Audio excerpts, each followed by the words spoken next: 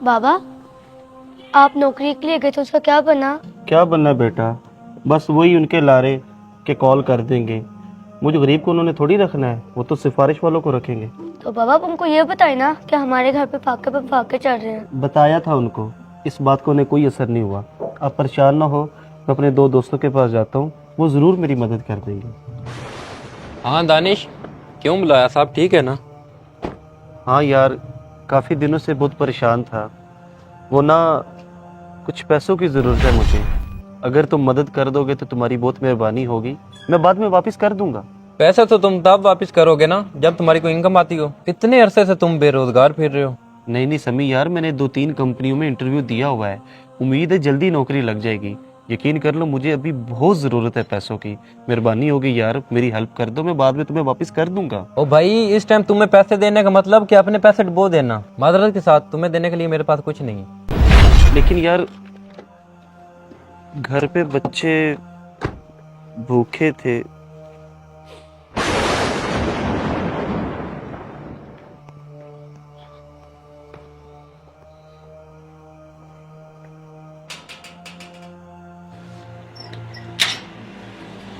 अरे दानिश भाई, आप इतने अरसे के बाद नजर आए।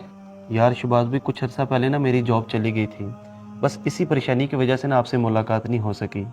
अभी 2-3 कंपनियों में मैंने इंटरव्यू दिया तो है, देखो क्या बनता है। अच्छा, तो फिर आज कैसे आना हुआ?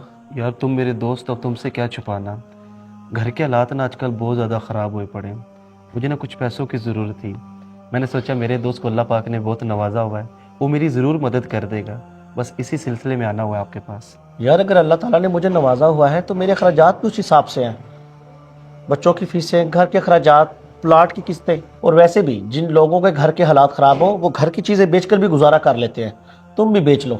शिबाज भी, आप यकीन करें, मैं भी अपने घर की तकरीबन सारी कीमती चीज़ें बेच चुका हूँ। दानिश भाई, यार इतने अरसे बाद नजर आए हैं, कहाँ गुम हो गए थे? और वाह, बड़ी अच्छी जैकेट पहनी है।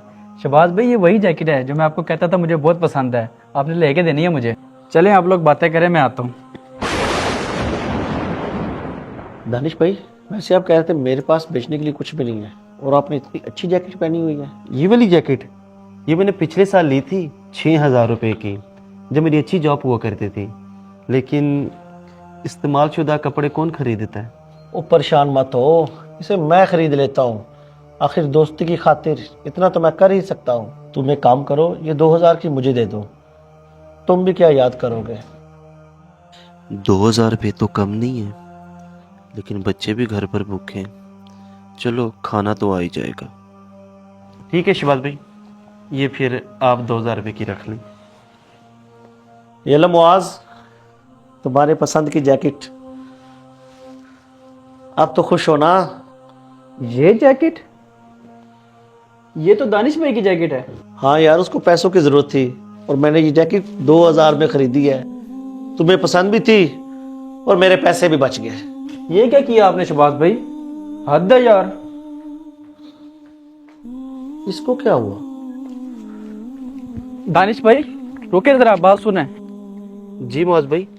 मुझे बहुत दुख हुआ कि शबाज भाई ने आपकी मजबूरी का फायदा उठाया। कोई बात नहीं मुआज भाई, मुझे सच में पैसों की ज़रूरत है, वरना इतनी सर्दी में कोई अपनी जैकेट नहीं बेचता। मैं बहुत शर्मिंदा हूँ दानिश भाई, उनको ऐसा नहीं करना चाहिए था। मुझे आज भी याद है जब इनको पैसों की ज़रूरत थी, उन्होंने आपसे पैसे मांगे थे। उस टाइम आपके पास भी पैसे नहीं थे, लेकिन आपने अपनी बाइक बेच के इनको पैसे दिए थे। और जब आप पे बुरा वक्त आया तो उन्होंने ये हरकत की है। मुआज भाई, किसी ने बिल्कुल सही कहा है, अपनों के साथ वक्त का पता नहीं चलता, लेकिन वक्त के साथ अपनों का ज़रूर पता चल जाता है। बिल्कुल ठीक कहा दानिश भाई आपने। ये लें अपनी जैकेट। लेकिन पैसे आप रखें अपने पास, मुझसे जो हो सकेगा मैं आपकी मदद ज़रूर करूँगा। इंसान की असल पहचान खुशी में नहीं, मुश्किल वक्त में होती है। जो दोस्त आजमाइश में साथ खड़ा हो वही सच्चा दोस्त है, और जो किसी की मजबूरी का फ़ायदा उठाए वो रिश्ते का नहीं बल्कि लालच का गुलाम होता है। हमेशा याद रखो, देने वाला अल्लाह है, इंसान तो सिर्फ वसीला बनता है। अगर आपको हमारा मैसेज पसंद आया, इसे दोस्तों तक ज़रूर पहुंचाएं और हमें फॉलो करना मत भूलिए। बहुत शुक्रिया।